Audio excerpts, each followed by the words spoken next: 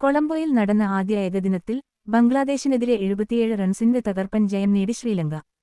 ഇതോടെ 3 മത്സരങ്ങളടങ്ങിയ പരമ്പരയിൽ ആതിഥേയർ 1-0 മുന്നിലെത്തി. ബാറ്റിംഗിൽ ഒരു തകർച്ചയോടെ തുടങ്ങിയെങ്കിലും നായകൻ ചരിത് അസലങ്കയുടെ സെഞ്ചുറിയും വാനിന്ദു ഹസരംഗയുടെയും കമിന്ദു മെൻഡിസിന്റെയും നേതൃത്വത്തിലുള്ള അച്ചടക്കമുള്ള ബൌളിംഗ് പ്രകടനവുമാണ് ശ്രീലങ്കയ്ക്ക് വിജയം നേടിക്കൊടുത്തത്. ആദ്യം ബാറ്റ് ചെയ്യാൻ തീരുമാനിച്ച ശ്രീലങ്കയ്ക്ക് തുടക്കം പാളി. ആദ്യ 8 ഓവറിനുള്ളിൽ 29 റൺസിന് 3 വിക്കറ്റ് നഷ്ടപ്പെട്ട് അവർ പ്രതിരോധത്തിലായി. എന്നാൽ കുശാൽ മെൻഡിസ് 45 റൺസെടുത്ത് ഇന്നിംഗ്സിന് സ്ഥിരത നൽകി. അസലങ്ക തന്റെ 5ാം ഏകദിന സെഞ്ചുറി നേടിയ 106 റൺസ് ഉത്തരവാദിത്തമുള്ള പ്രകടനത്തിലൂടെ ഇന്നിംഗ്സിനെ മുന്നോട്ടു നയിച്ചു. ജനിത് ലിയാനഗയുടെയും മിലിന്ദ് രത്നായകയുടെയും മികച്ച പ്രകടനങ്ങൾ ശ്രീലങ്കയെ കരകയറ്റാനും 244 റൺസിന്റെ വിജയകരമായ സ്കോർ നേടാനും സഹായിച്ചു.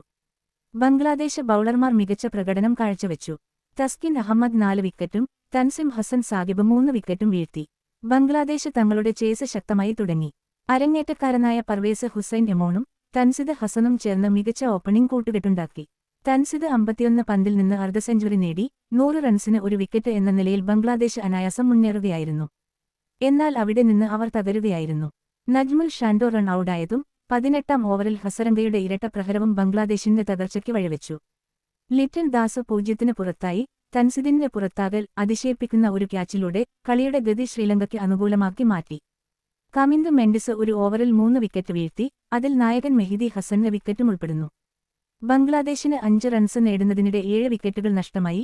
100 റൺസിന് 1 വിക്കറ്റ് എന്ന നിലയിൽ നിന്ന് 105 റൺസിന് 8 വിക്കറ്റ് എന്ന നിലയിലേക്ക് അവർ കൂപ്പുകുത്തി. ജാക്കർ അലി 51 റൺസെടുത്ത് ചെറുത്തുനിൽക്കാൻ ശ്രമിച്ചെങ്കിലും അത് മതിയായിരുന്നില്ല. ഹസരംഗ 4 വിക്കറ്റ് നേട്ടത്തോടെ മത്സരം അവസാനിപ്പിച്ചു. 36ാം ഓവറിൽ ബംഗ്ലാദേശിനെ 167 റൺസിന് ഓളുട്ടാക്കി ശ്രീലങ്ക വിജയമുറപ്പിച്ചു.